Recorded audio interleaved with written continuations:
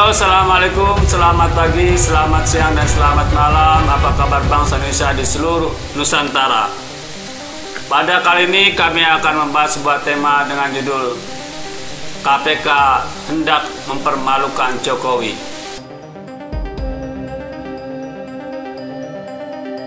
Saya termasuk orang yang kurang terlalu peduli dengan kisruh KPK, sebab selama ini KPK cenderung merasa sebagai lembaga suci, bahkan seperti negara di dalam negara.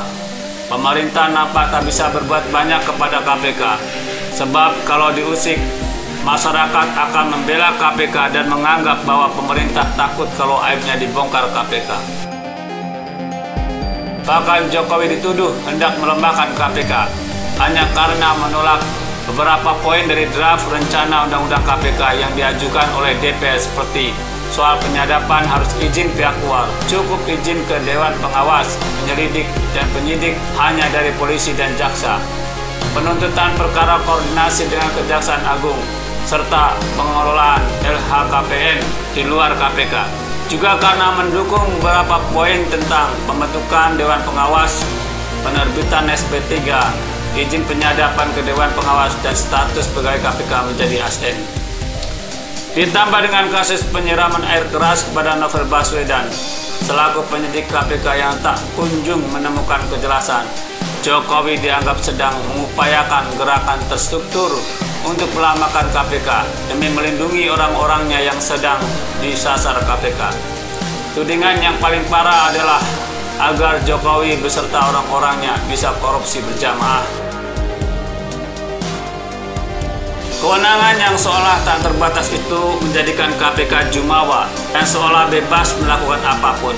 Bukti bahwa KPK bukanlah lembaga suci adalah ketika terkuak kabar bahwa ada penyidik berinisial AKP ASR yang diduga menguras Syahrial sebanyak 1,5 miliar dengan iming-iming penanganan kasus dugaan korupsi dihentikan.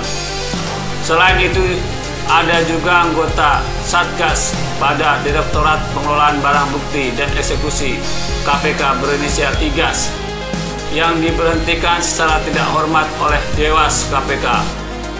IGAS dinilai terbukti melakukan pencurian barang bukti emas seberat 1.900 gram serta kasus-kasus yang lain.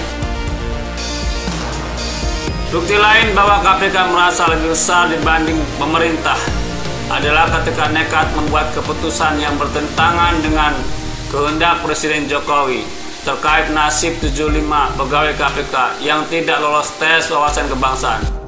Sebelumnya Jokowi meminta para pihak terkait, khususnya pimpinan KPK, Kemenpan RB dan Kepala BKN untuk merancang tindak lanjut bagi 75 pegawai KPK yang dinyatakan tidak lolos tes. Sebagaimana yang dilansir oleh media kompas.com, KPK memaparkan hasil rapat koordinasi bersama Kemenpan RB dan BKN terkait 75 pegawai yang tidak lolos tes wawasan kebangsaan. Wakil Ketua KPK Alexander Marwata mengatakan ada 51 pegawai yang terpaksa diberhentikan karena dinilai tidak bisa mengikuti pelatihan dan pembinaan lanjutan. Yang 51 tentu karena sudah tidak bisa dilakukan pembinaan berdasarkan penilaian asesor, tentu tidak bisa bergabung lagi dengan KPK. Alexander mengatakan hanya ada 24 pegawai yang dinilai layak mengikuti pelatihan dan pendidikan wawasan kebangsaan. Setelah mengikuti pelatihan selanjutan, 24 pegawai itu dapat diangkat menjadi ASN. Saya tidak tahu persis kenapa KPK nekat membuat keputusan yang bertentangan dengan Jokowi. Apa mungkin ada pihak yang lebih kuat dibanding Presiden Jokowi di KPK sehingga nekat membuat keputusan yang mempermalukan Presiden Jokowi? Karena nekat memecat 51 pegawai KPK yang tidak lolos tes wawasan kebangsaan, publik menilai Jokowi sudah tidak dianggap oleh KPK. Kehendaknya tidak terlalu penting untuk diindahkan. Apakah KPK sengaja hendak mempermalukan Jokowi di depan umum? Terlepas dari misi menyingkirkan orang-orang berpaham radikal di KPK, keputusan KPK yang bertentangan dengan Presiden Jokowi menunjukkan arogansi dan kejumawaan KPK. KPK masih merasa sebagai lembaga suci yang levelnya sejajar dengan pemerintah, bahkan lebih pemerintah dibanding pemerintah. Padahal saat ini seluruh pegawai KPK sedang menjalani alih status menjadi ASN. Ketika sudah menjadi ASN, maka kewenangan KPK tidak sebebas dulu. KPK berada di bawah pemerintahan. KPK tidak bisa bertindak sesuka hati, apalagi hal yang bertentangan dengan kehendak Presiden.